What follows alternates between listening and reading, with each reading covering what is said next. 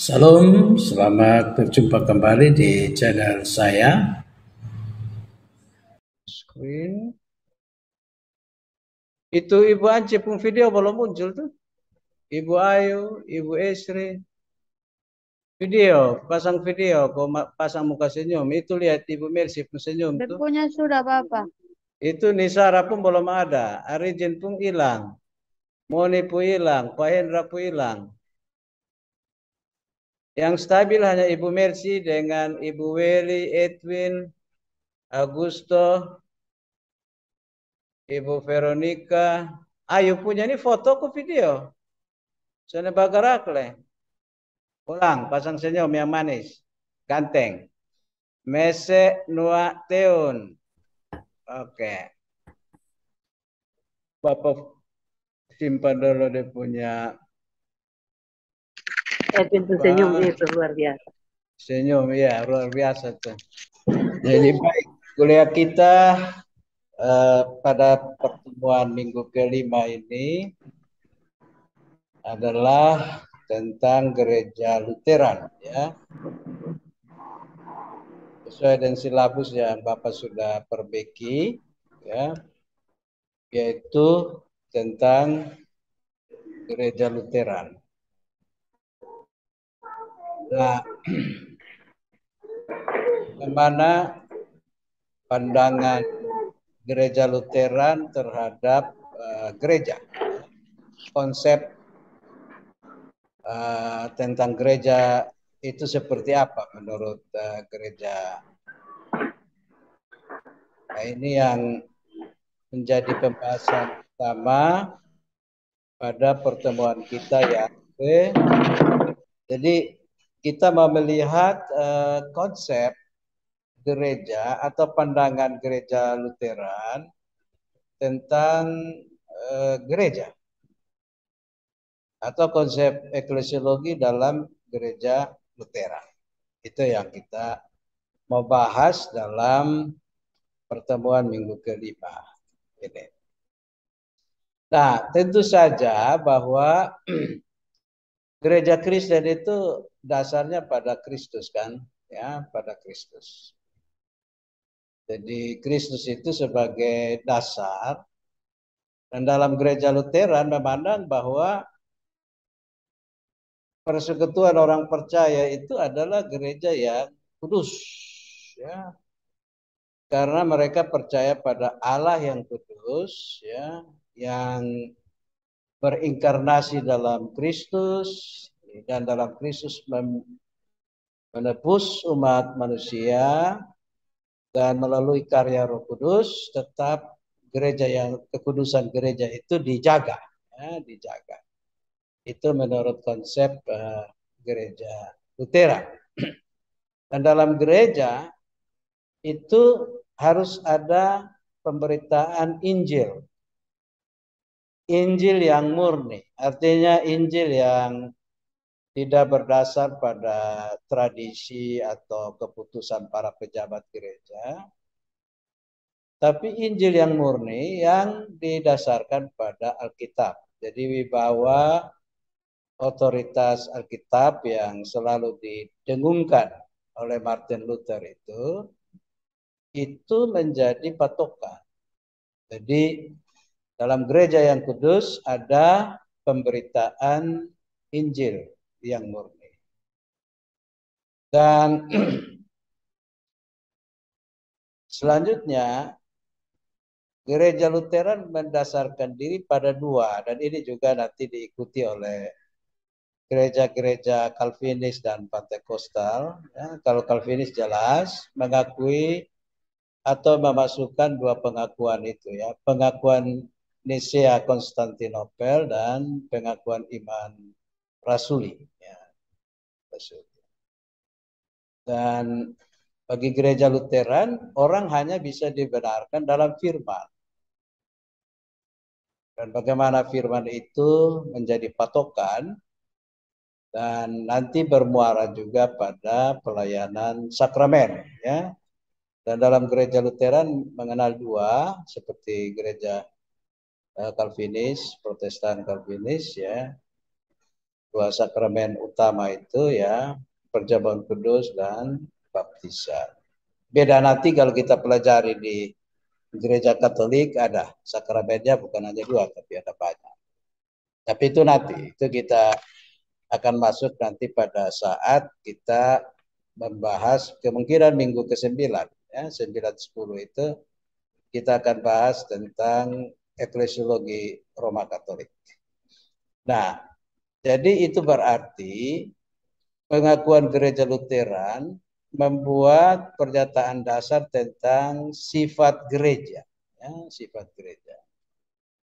Diajarkan bahwa sepanjang masa gereja harus tetap menjadi gereja Kristen yang kudus. Ya, yang merupakan kumpulan semua umat beriman. Mana Injil diberitakan secara murni dan sakramen suci dilayangkan sesuai dengan kesaksian Injil. Ya, jadi dia punya ritme dasar itu anak-anak panah tadi yang Bapak buat itu jelas ya. Dari mana ke mana? Nah, ini didasarkan pada Confessio Augustana artikel ke-7. Jadi gereja Lutheran itu berdasar pada Confessio Augustana. Ini dokumen penting dalam gereja Lutheran ya. Kayak kita misalnya di Gemit itu pokok-pokok eklesiologi sebagai payung bagi tata gereja, tata Gemit dan berbagai peraturan lain. Nah, ini kalau gereja Lutheran yaitu Confessio Augustana.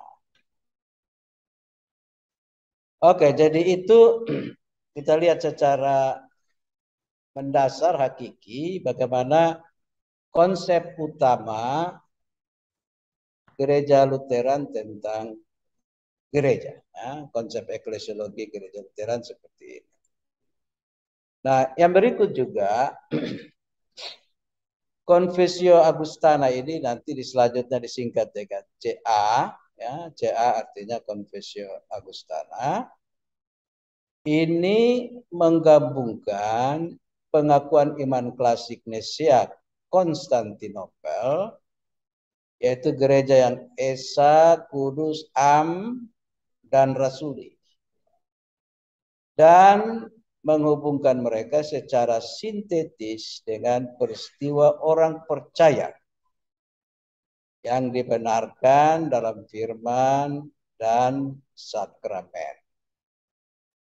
Jadi ada dua penggabungan yang mereka akui itu, pengakuan iman Nisea Konstantinopel dan pengakuan iman rasuli. Nah, tetapi harus dicatat di sini, ya, harus dicatat di sini. Gereja itu bukan sosok yang unggul bagi umat beriman. Nah, ini beda dengan pandangan hierarki Katolik ya. Nah, ini Luther selalu membuat perbedaan-perbedaan yang sangat tajam karena memang dari awal sudah ada banyak perbedaan. Jadi gereja bukanlah sosok yang unggul bagi umat beriman. Kalau dia bilang bukanlah, berarti di tempat lain adalah. Ya, gereja adalah sosok yang unggul dalam gereja Katolik. Tapi di sini tidak. Ya. Karena ada semboyan gereja Katolik, toh keunggulan itu dalam semboyan Latin yang terkenal. Extra ecclesia nulla salus. Ya. Extra ecclesia nulla salus. Itu bahasa Latin. Artinya di luar gereja itu tidak ada keselamatan. Nah, Luther membantah itu. Luther bilang, gereja bukanlah sosok yang unggul bagi orang beriman. Tetapi mereka adalah orang-orang percaya itu sendiri yang berkumpul untuk mendengarkan Injil dan menerima sakramen. Ya, menerima Injil mendengarkan Injil dan menerima sakramen, ya, perjamuan kudus dan baptisan itu. Nah, ini penekanan utama dalam Confessio Augustana. Nah, menurut Confessio Augustana, prototipikal gereja adalah komunitas ibadah, ya, yang konkret. Itu dia punya ciri, ya, menurut Confessio Augustana. Prototipikal gereja adalah komunitas ibadah yang konkret. Nah, ini sekaligus juga bantahan, karena nanti kita lihat misalnya dalam pandangan gereja Katolik, yang disebut gereja itu bukan hanya gereja yang kelihatan ini, tapi juga orang-orang yang tidak kelihatan. Roh-roh itu juga itu bagian dari gereja. Orang yang sumati juga bagian dari gereja. Itu dalam pandangan Katolik. Sehingga ada istilah di Facebook, kalau ada orang meninggal, orang Katolik bilang, jadilah pendoa bagi kami. Ya. Jadilah pendoa. Tapi gereja Lutheran dan juga nanti Calvin menolak pandangan seperti itu. Gereja adalah komunitas yang konkret saja, tidak ada dengan gabung dari roh-roh, dari moyang atau esumati, jangan. Jadi tidak ada bilang jadilah pendoa. Nah, kadang-kadang ada pendeta yang latah. Ada majelis jemaat gemit yang latah, pemuda gemit yang latah. Jadi ada di pun saudara yang gemit, Protestan meninggal, dia bilang, mama sayang nanti jadilah pendoa bagi kami bapak sayang jadilah pendoa bagi kami. Atau adik bungsu lu supi mah jadilah pendoa bagi kami. Nah, ini dia tidak tahu prinsip ajaran eklesiologi gereja yang dia miliki. Jadi ini Luther secara tegas membedakan. Jadi menurut, dan itu diakui dalam Confessio Augustana, prototipikal gereja adalah komunitas ibadah yang konkret. Jadi sebuah gereja lokal pada saat yang sama merupakan bagian atau memiliki keterkaitan dan referensinya pada gereja universal. Ya, dan ini Luther ambil persis seperti yang Bapak terangkan di minggu awal itu tentang konsep perjanjian baru, ya. Jadi Bapak kan kasih contoh waktu itu Pak Frans punya jemaatnya. Jemaatnya Pak Frans itu memang dia gereja lokal. Tapi pada saat yang sama dia merupakan bagian integral pada gereja universal. Dan Luther mengutip, ya, konsep PB itu. Ini misalnya kita lihat di buku dari Gunther Wenz itu, ya, Kirche. Kirche artinya bahasa Jerman gereja, ya, gereja. Nah, di atas orang-orang percaya hanyalah Kristus sendiri. Ya, di atas gereja itu tidak ada bilang mau uskup ko, pastor ko, kardinal ko, paus ko. Luther tidak bilang begitu. Dihapus. Di atas gereja itu ya langsung Kristus itu sendiri. Yang memiliki hubungan yang intim dengan mereka dalam firman dan sakramen-sakramen. Jadi hubungan kita dengan Tuhan Yesus itu langsung melalui firman yang kita baca, tapi juga melalui sakramen. Jadi orang yang Kristen yang abaikan perjamuan kudus, sebetulnya dia mulai menjaga jarak dengan Kristus. Hubungan intim dengan Kristus ini dia putuskan secara tahap. Jadi banyak warga gereja yang mulai malas perjamuan kudus, padahal itu inti memelihara hubungan dengan Tuhan. Lalu firman juga. Bertekun dalam doa, baca firman tiap hari bersama keluarga itu bagian untuk menjaga keintiman baik pribadi maupun juga keluarga dengan Kristus itu sendiri. Jadi dalam pengertian ini gereja itu menurut Luther adalah creatura verbi. Ya, Luther pakai bahasa Latin ya. Gereja adalah creatura verbi. Atau gereja adalah ciptaan dari firman Allah. Ya. Itu kita lihat misalnya Wilfried Jones ya, dalam buku dogmatik Der Weg Gottes mit den Menschen, ya, jalan Tuhan dengan manusia. Itu bisa kita lihat di sana. Nah, ini pikiran-pikiran mendasar yang ketika Luther menegaskan konsep gereja, dia langsung membuat perbedaan dengan gereja lain.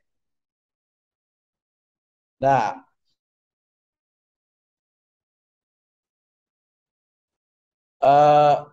ini kayaknya Bapak tulis salah kok. Persekutuan, ya, yang dimaksud persekutuan. Ya. Persekutuan ibadah jemaat. Persekutuan ibadah jemaat adalah gereja seutuhnya. Jadi, tetapi bukan keseluruhan gereja itu sendiri. Ya. Jadi, ini apa yang dimaksud? Gereja secara spasial sinkron dengan semua komunitas di tempat-tempat yang berbeda, dan secara diakronis gereja berada dalam konteks kekristenan sepanjang masa. Jadi spasial dia sinkron ya, dengan komunitas lokal dan juga di tempat-tempat lain yang berbeda. Misalnya Pak Frans punya, Ibu Piring punya, Ibu siapa punya lagi ya, ini Mercy punya. Tetapi secara diakronis, gereja berada dalam konteks kekristenan sepanjang masa. Dalam kesinambungan dengan gereja mula-mula. Sehingga tidak dimulai dari abad ke-16. Ya, jadi Luther bilang, oke, bahwa kita mulai pisah dari gereja Katolik pada abad ke-16 memang. Tapi sebetulnya secara diakronis gereja sudah ada dalam konteks kekristenan sepanjang masa. Dan ini hanyalah gereja Protestan ini hanyalah kesinambungan dengan gereja mula-mula. Disinilah posisi dari gereja Lutheran dan juga gereja reformasi yang lain seperti Gemit ya, Calvinis ya, yang berbeda dengan Katolik. Ya, berbeda dengan Katolik. Nah, ini tentang persekutuan ibadah jemaat. Kita lanjut. Bagaimana dengan tata gereja mereka? Tata gereja Lutheran. Tata gereja Lutheran ini memang diperlukan menurut Luther. Tetapi dia tidak seketat seperti dalam Katolik. Ya, yang sifatnya hierarki dan memaksakan. Ya. Jadi memang diperlukan menurut Luther. Tetapi tata gereja itu hanyalah iure humano. Iure humano. Dan bukan iure divino. Jadi humano itu menunjuk pada manusia. Dan divino itu ilahi, Tuhan. Jadi tata gereja itu adalah aturan manusia. Yang bisa saja dalam periode tertentu sudah kadaluarsa, sudah lewat itu masa, mesti diperbarui, konteks zaman berubah. Ya, tata gereja itu hanya iure humano, bukan iure divino. Yaitu aturan-aturan itu secara konkret mungkin berbeda-beda karena soal waktu dan tempat. Jadi tata gereja Gemit tentu beda dengan GPIB punya dan lain sebagainya. Karena waktu, tempat, sosial budaya beda. Dan sejarahnya demi melayani umat dengan sebaik-baiknya dalam konteks kehidupannya masing-masing. Ya, dalam konteks kehidupannya masing-masing. Persoalan tentang liturgi gereja bagi para teolog Lutheran hendaknya merujuk pada aturan-aturan gereja yang merupakan perbedaan dari tradisi reform yang secara alkitabiah menetapkan konstitusi gereja. Nah ini, jadi konsep Luther tentang tata gereja sini jelas ya. Dia adalah hanyalah iure humano dan bukan iure divino. Nah, gereja Lutheran secara tegas menolak imamat kepausan dan keuskupan. Karena memang Luther menganggap lembaga-lembaga ini menghambat atau menghalangi orang berhubungan langsung dengan Kristus. Karena itu gereja Lutheran menolak jabatan imamat kepausan dan keuskupan. Dengan merujuk pada apa? Pada 1 Petrus 2 ayat 9 sampai 10. Ini nanti kayaknya Pak Nerman nanti akan di satu sesi kuliah akan menjelaskan ya lebih jauh mudah-mudahan. Sudah kok Suparna Pak Nerman terangkan ya belum ya? Jadi pada 1 Petrus 2 ayat 9 sampai 10 Luther menolak jabatan imamat khusus sebagai perantara untuk menyalurkan keselamatan kepada manusia dan mengajarkan imamat am orang percaya. Jadi menolak jabatan imamat khusus sebagai perantara. Jadi uskup ya, paus itu sebagai perantara ditolak. Di mana semua orang percaya yang telah dibaptis sebetulnya terpanggil untuk pelayanan itu. Ya, terpanggil untuk pelayanan itu. Jadi imamat am orang percaya. Tetapi pelayanan pemberitaan firman dan sakramen hanya dapat dilaksanakan oleh orang yang telah dipanggil untuk ditabiskan dalam jabatan itu. Nah, ini ada satu kekhususan lagi menurut Luther ya. Jadi imamat am orang percaya ini menolak jabatan keuskupan dan kepausan, tapi pelayanan pemberitaan firman dan sakramen hanya dapat dilaksanakan oleh orang yang telah dipanggil untuk ditabiskan ke dalam jabatan itu. Jadi membuat perjamuan kudus kalau di GMIT itu harus pendeta. Membuat pelayanan baptisan, pernikahan itu juga pendeta. Atau penatua untuk pemberitaan firman juga, penatua yang sudah ditabiskan. Ya, jadi ada kekhususan di situ. Oke, kita lanjut ya. Nah,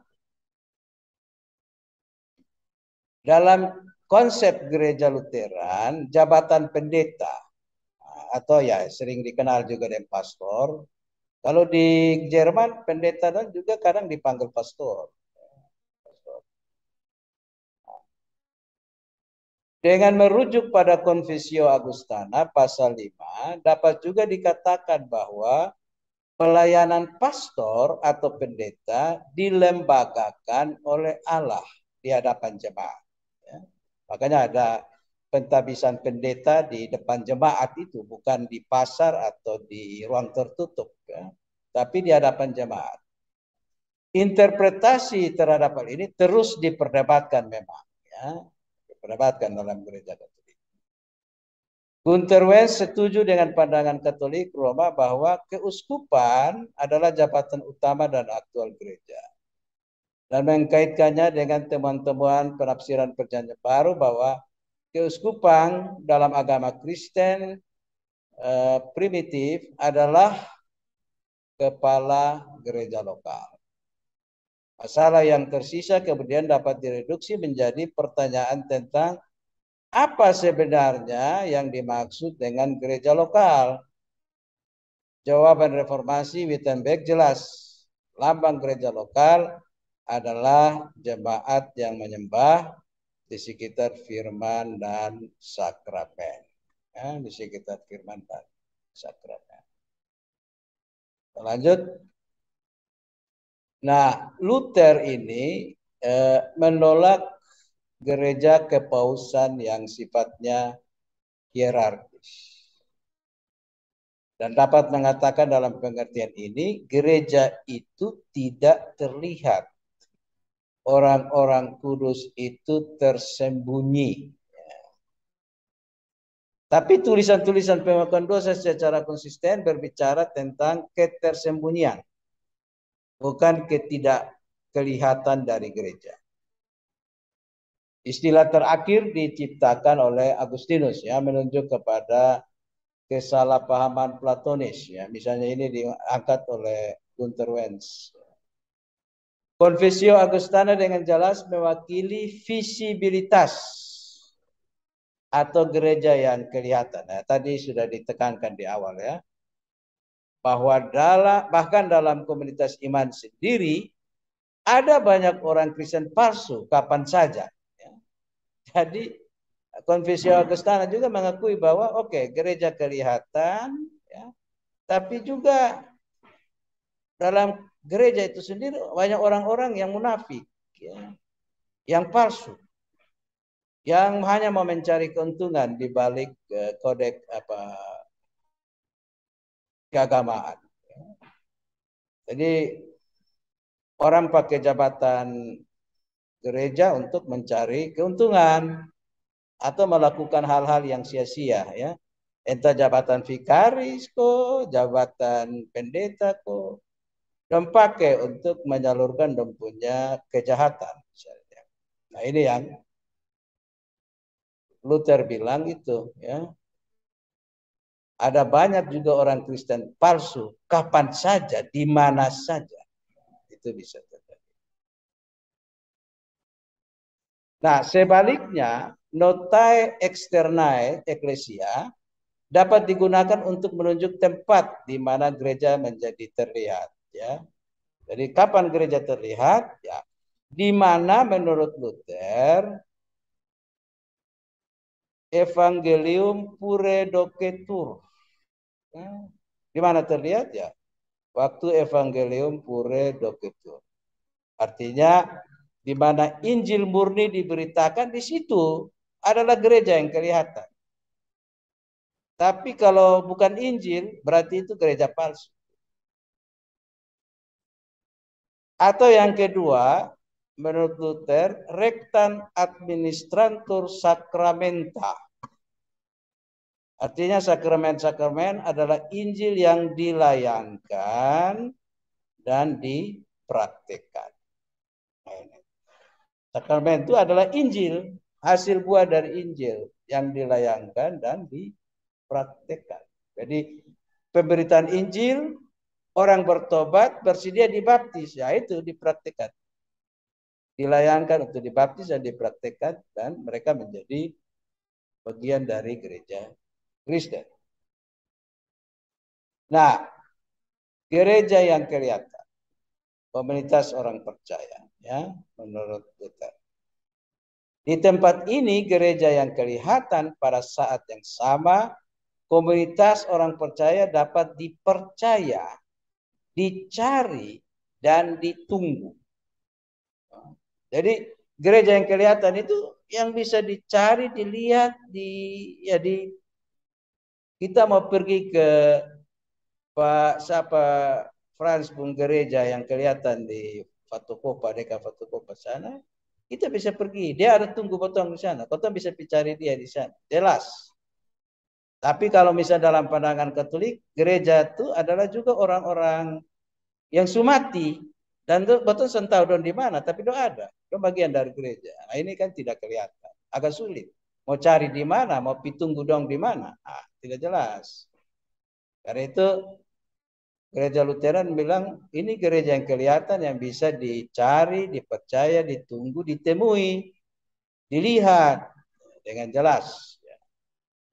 Nah, Kedua catatan ini sangat penting bagi ajaran dogmatik gereja Lutheran modern, ya, gereja Lutheran modern.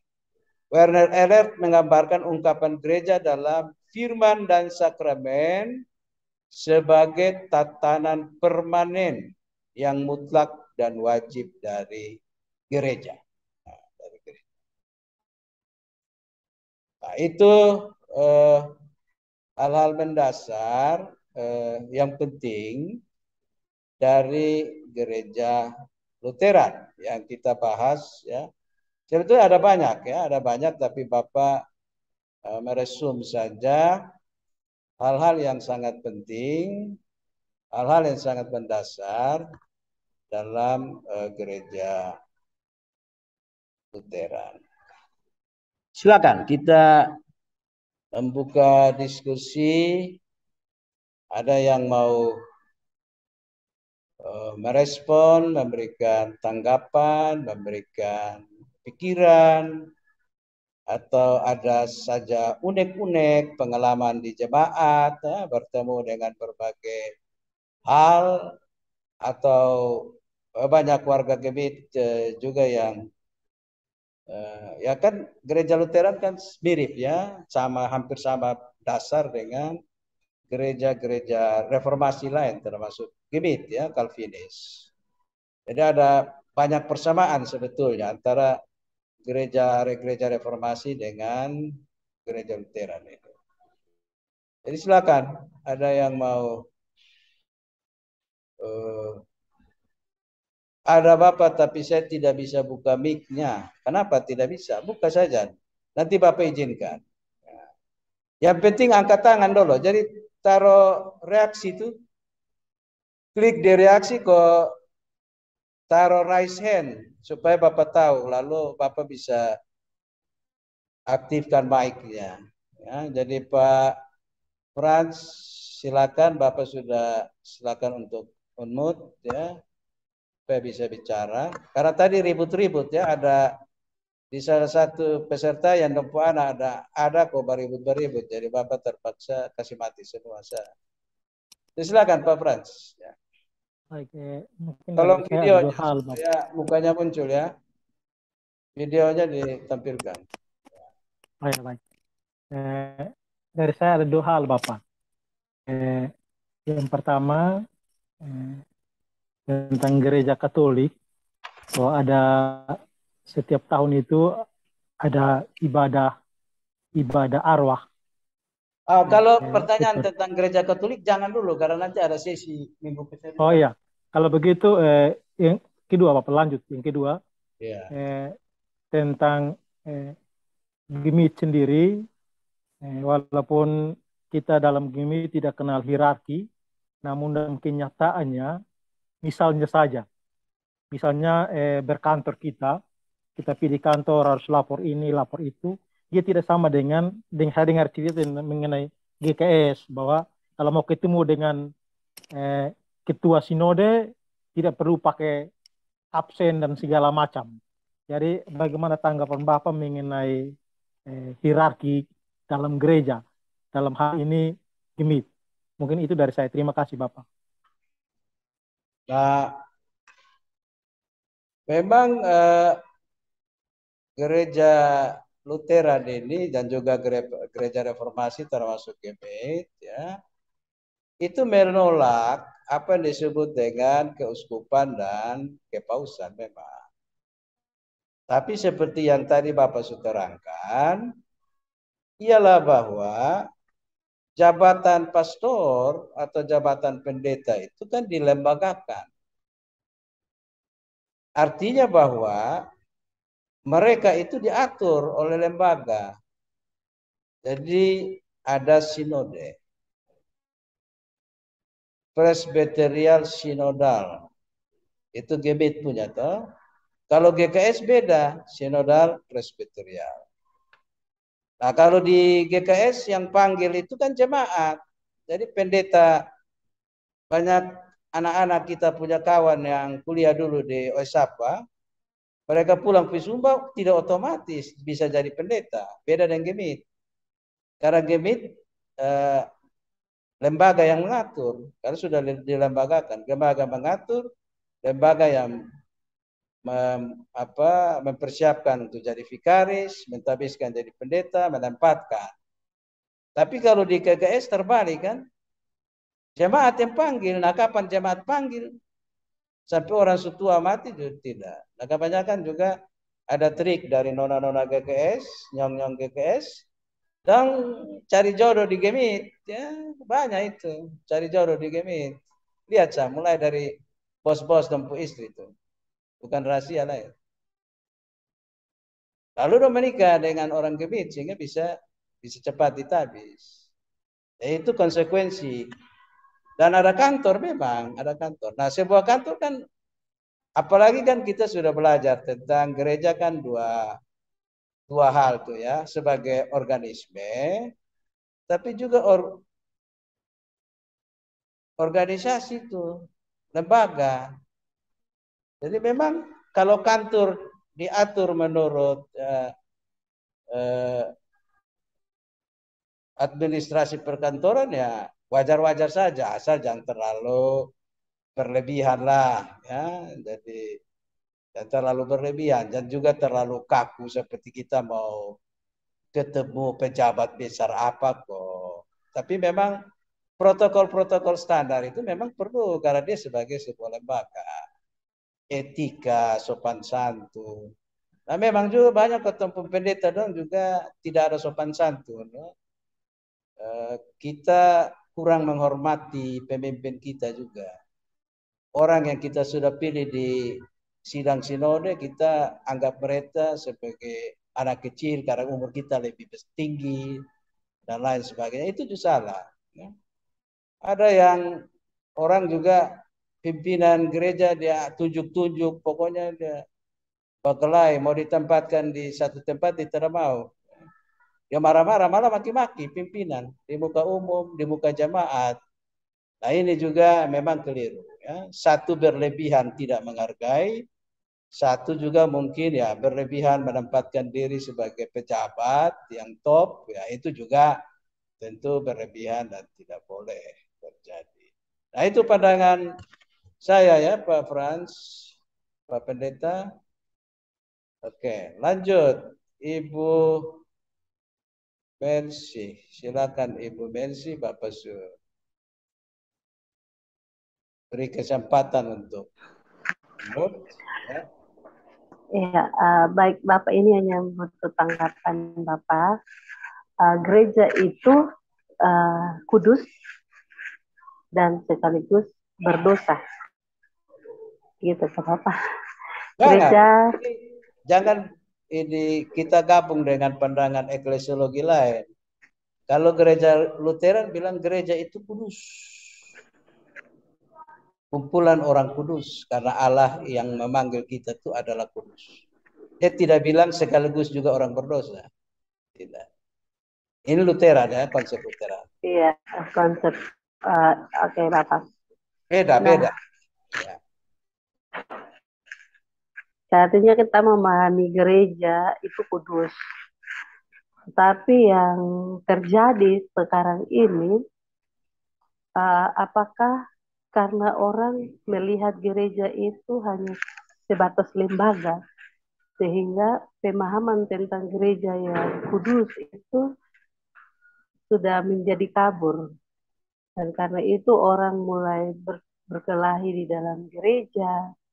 Dan tentunya Bapak juga dengar kasus yang sekarang lagi marak, sehingga buat jemaat meminta supaya gereja itu dibersihkan. Dengan perbuatan simbol mereka minta pendeta datang dan pel gereja seperti itu. Pendeta kok ketua sinode? Baik, itu dari ketua sinode Bapak. Ya, jadi menurut Bapak itu praktek bergereja yang apakah kita sudah jauh dari hakikat gereja itu sendiri atau penekanan kita hanya pada gereja sebagai organisasi. Sehingga saya sangat menyayangkan ketika kemarin orang berdemo soal demo ke gereja gitu, agak sedikit menyayangkan seperti itu.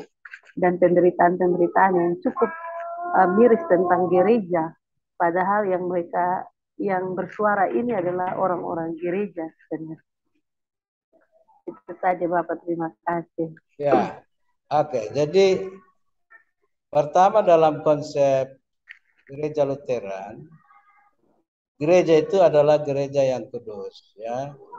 Jadi memang ketika dipanggil orang dari berbagai latar belakang dan mungkin dosa, orang berdosa yang dipanggil, tapi orang berdosa yang dipanggil ini sudah dikuduskan di dalam gereja.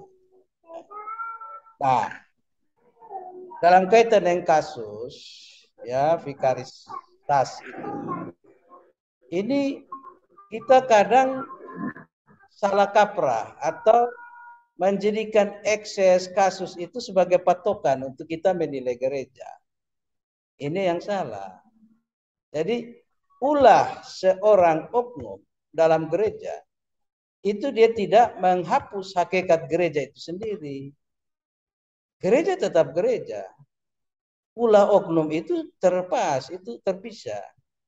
Itu perbuatan jahat. Dan di mana-mana orang jahat itu ada di mana-mana, bukan hanya dalam gereja. Di pasar juga ada, di lembaga kepolisian juga ada, ya seperti Verdi Sambo itu, ya. Di mana-mana ada orang jahat. Tapi perbuatan jahat mereka bukan mewakili gereja, apalagi mewakili hakikat dan konsep gereja itu sendiri. Jadi demo-demo yang tadi Ibu Mercy, Ibu Pendeta angkat itu memang menurut saya itu sudah tidak proporsional lagi. Artinya orang boleh mengemukakan pendapat melalui demo, melalui kritik, tapi harus proporsional, harus pada tempatnya. Ya. Sekarang ini orang semua jadi pintar habis ya. Ada orang yang sekolah belum habis juga, dia baru bagaya sedikit supaya sekolah di mana kok. Tiba-tiba diskomentar lebih hebat dari ketua sinode. Ini kan aneh nih. Jadi orang tidak mampu membedakan hakikat gereja. Ini bukan kasus kecil, ini karena dia perkosa begitu banyak anak gadis ya tak berdosa. Tapi karena kasus ini jangan kita langsung mengklaim bahwa gereja lah begitulah sudah. Jadi itu salah, berlebihan. Jadi orang tidak profesional dalam menempatkan sebuah kasus, dalam menempatkan sebuah masalah. Vikarisasi yang melakukan kejahatan, yang salah ketua sinode semua, mulai dari atas ya. Ketua sinode, majelis sinode semua salah, termasuk ketua klasis juga yang di Alor mana tempat itu juga salah. Itu dianggap dia yang berdosa, yang membuka jalan untuk itu satu berbuat jahat begitu. Waduh. Kita lihat perjanjian baru saja, Tuhan Yesus saja yang jaga-jaga dengan Yudas mengkhianati beliau. Apakah Tuhan Yesus gagal? Yesus yang saban hari dari Yudas saja, Yudas jadi jahat, serahkan Yesus untuk dikhianati. Apakah Yesus gagal? Yesus bersalah. Ya kita tidak profesional dalam menilai. Jadi satu kasus lalu kita tarik banyak hal, semua tersangkut habis. Jadi kita harus profesional. Termasuk juga demo yang minta ketua sinode untuk datang ke lantai gereja ya. Itu juga hampir tidak masuk akal. Bagaimana seorang lain yang melakukan kejahatan lalu ketua sinode harus tanggung datang pel ini apa? Lantai gereja. Tidak masuk akal. Tidak masuk akal. Jadi ya haruslah profesional dalam mengemukakan pikiran, pendapat. Dan harus memilah-milah juga. Kan dalam perjalanan waktu, misalnya seorang pendeta saja, itu dia kan vikaris. Tapi seorang pendeta saja ditabis, ya, dia sudah ditempatkan. Awal-awal pelayanan dia baik. Tapi lama-lama karena mungkin pengaruh zaman, pengaruh apa, dia kemudian jadi pendeta yang jahat. Korupsi lah, minum mabok lah, segala macam lah. Itu berarti siapa yang salah? Dia. Dia yang salah menerima karunia panggilan Tuhan terhadapnya. Jadi kita jangan suka cari kambing hitam. Lempar kesalahan pada orang lain. Itu yang harus proporsional lah. Kita harus bersikap hati-hati. Jadi begitu Ibu Pendeta Melsi. Ya. Jadi Ibu Pendeta juga harus berani bersuara. Ya. Dengan belajar ilmu eklesiologi ini kita harus berani bersuara. Bahwa oke, gereja kan ada dua. Sebagai organisme, tapi juga sebagai lembaga. Kalau ada oknum yang berbuat kesalahan, bukan berarti lembaganya salah. Ya. Tapi oknum itu. Nah, mungkin pada satu saat juga mesti ada ya lembaga sendiri harus ada satu evaluasi ke dalam ya antara majelis sinode dan klasis mungkin harus ada evaluasi ke dalam untuk meminimalisir kejahatan yang dapat timbul dari seorang vikaris misalnya. Itu harus diminimalisir. Ada juga yang dikasih salah sekolah teologi juga. Bilang sekolah teologi yang salah karena ini mungkin ajar salah ini ajar salah ini anak. Jadi akhirnya tidak proporsional. Semua orang salah habis. Ya. Padahal ini oknum yang melakukan kesalahan. Oke, kita lanjut Pak Hendra. Silakan Pak Hendra.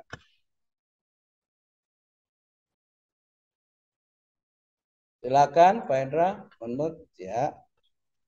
Ya, selamat pagi Bapak, teman-teman.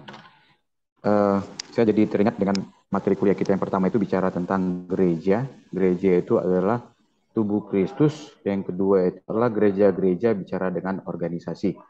Nah, dengan penjelasan tadi bahwa saya melihat bahwa Luther, dia lebih awalnya menekankan bahwa gereja itu adalah tubuh Kristus, yaitu bicara tentang perjumpaan dengan Yesus atau hubungan pribadi dengan Tuhan. Secara langsung beliau tadi mengatakan bahwa gereja adalah ciptaan dari firman Allah. Nah, saya melihat bahwa konsep gereja yang disampaikan sama Luther ini adalah perjumpaan pribadi kita secara pribadi dengan Tuhan, yaitu melalui perjamuan kudus dan baca firman. Penekanan pertamanya tadi yang saya dapat seperti itu adalah hubungan pribadi dengan Tuhan. Nah, berlanjut dengan secara organisasi ini bicara tentang bahwa imam-imam yang sudah ditahbiskan, yang sudah dipilih, itulah yang bisa menyampaikan kebenaran tentang firman Tuhan itu sendiri. Sehingga pada saat pemberitaan Injil itu terjadi, orang bersedia untuk dibaptis. Seperti itu, Bapak. Ya, jadi tapi harus ditegaskan bahwa tidak terlalu tajam juga ya. Jadi memang karena Luther sudah menolak jabatan perantara itu ya. Jabatan perantara antara paus atau uskup yang perantara antara umat dengan Kristus. Dia tolak itu. Jadi berdasarkan pada pemahaman Imamat Am ya surat Petrus itu pasal 2 itu bahwa setiap orang bisa langsung berhubungan dengan Tuhan Yesus ya melalui firman dan juga melalui sakramen itu. Tapi memang juga diperlukan jabatan khusus untuk melayankan sakramen dan melaksanakan baptisan. Maka itu diperlukan pendeta ya untuk dilembagakan itu. Jadi mereka harus dididik khusus ya, dididik khusus. Artinya itu juga diambil dari imamat am orang percaya. Jadi bukan diambil dari luar. Jadi bukan satu jabatan turun temurun, tidak. Diambil dari warga gereja yang nanti dilatih khusus dan diberi jabatan khusus. Jadi Luther bilang bagian dari itu juga. Jadi tidak terpisah. Jadi imamat am yang nanti dilatih khusus dipanggil. Jadi penatua dalam jemaat kan bisa melayani firman toh. Pak Sembiring Nopung Gereja juga bisa toh penatua. Penatua Bisa, melayani. Pastor. Tapi hanya pendeta saja yang melayani perjamuan kudus, baptisan itu wajib pendeta karena dia dapat pakaian toga jabatan khusus ya, pengurapan khusus dan lain-lain. Tapi prinsipnya bahwa Luther memang menolak jabatan perantara itu, seolah-olah harus melalui mereka saja baru umat bisa berhubungan dengan Kristus toh. Harus melalui mereka saja baru firman bisa mereka mengerti, pahami. Kan dulu begitu. Alkitab saja dulu kan harus ditulis dalam bahasa Latin. Yang belajar bahasa Latin hanya pastor. Nah, nanti Luther rubah yang sudah kita terjemahkan ke dalam bahasa ibu masing-masing, bahasa Jerman, bahasa Inggris. Sehingga siapa saja berdasarkan imamat am itu bisa baca Alkitab, bisa bertemu dengan firman secara langsung, menurut pikiran dan bahasa hati mereka. Begitu. Terima kasih Pak Hendra. Habis kok tidak ada lagi yang bertanya? Dua bapak lawan satu ibu ya. Ada satu bapak lagi. Augusto, silakan Augusto. Ya. Silakan Augusto.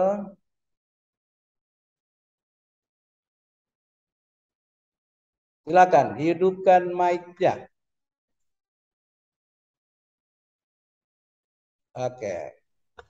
Terima kasih Bapak. Mungkin lanjut saya dari pertanyaan yang tadi Bapak baru jelaskan berkaitan dengan pendeta yang dikhususkan untuk melayani sakramen, Bapak. Iya. Bagaimana? Lanjut, silakan. Berkaitan dengan penjelasan bahwa pendeta yang dikhususkan untuk melayani sakramen, nah apakah majelis jemaat tidak bisa karena ada pengalaman ketika pendeta memimpin sakramen belum sampai waktu itu perjamuan kudus, belum sampai perjamuan kudus, pendeta sakit dan dilanjutkan oleh majelis. Itu kira-kira bagaimana, Bapak? Terima kasih. Ya, itu bisa karena memang ada aturannya. Jadi Gemit sudah mengatur tentang itu ya, peraturan tentang baptisan, perjamuan kudus. Itu juga masuk dalam kumpulan pelayanan peraturan pastoral Gemit ya. Jadi kalau itu dalam situasi-situasi kondisi tertentu ya, situasi khusus. Jadi ketika pendeta tiba-tiba jatuh sakit, maka akan diambil alih oleh penatua yang ditetapkan ya oleh rapat majelis secara kilat, atau bisa juga penatua yang menyerahkan Alkitab itu, pendamping. Nah, dan lain sebagainya. Tapi itu dapat dan bisa dalam aturan Gemit kan ada klausal yang mengatur itu. Jadi ada saat di mana pendeta tiba-tiba sakit ya, dan memang kadang terjadi begitu. Dia sementara berkhotbah tiba-tiba dia pingsan di mimbar. Ya. Maka ya selain menangani pendeta yang pingsan, tapi ada penatua yang langsung diminta untuk melanjutkan ibadah supaya umat yang itu bisa ditolong lalu diselesaikan ibadahnya. Itu dalam klausul-klausul aturan selalu ada itu, ada ruang. Jadi kita memang punya prinsip begitu, tapi juga ada kekecualian yang memang tidak bisa dihindari. Dan lain sebagainya. Baik, kalau tidak ada lagi ya demikianlah kuliah kita hari ini. Ya. Jadi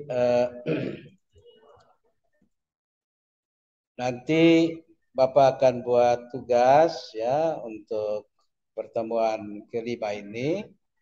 Nanti tunggu saja tugasnya di Google Classroom ya. Ini apakah nanti meresum atau apa itu nanti tinggal lihat saja ya. Atau membuat ulang transliterasi ya kita lihat saja. Jadi jangan bosan-bosan ya. Jangan bosan-bosan untuk mengerjakan tugas, karena itu juga bagian dari latihan. Kalau kita mau kuat, ya kita harus berlatih berlari, berlatih berjalan. Ya. Hai Bapak. Ada yang lain?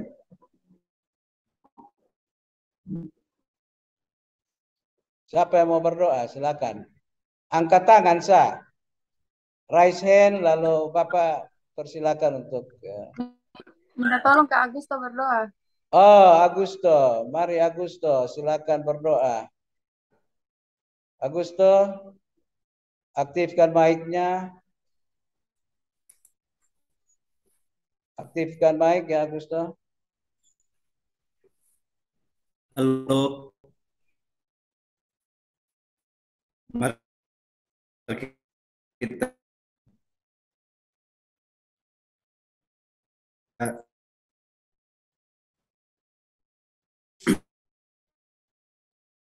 semangat betul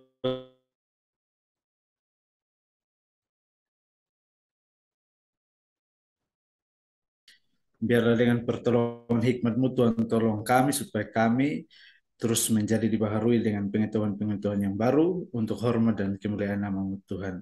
Ampuni kesalahan dosa kami dalam nama Tuhan Yesus Kristus kami datang dan berdoa. Amin. Amin. Baik, shalom.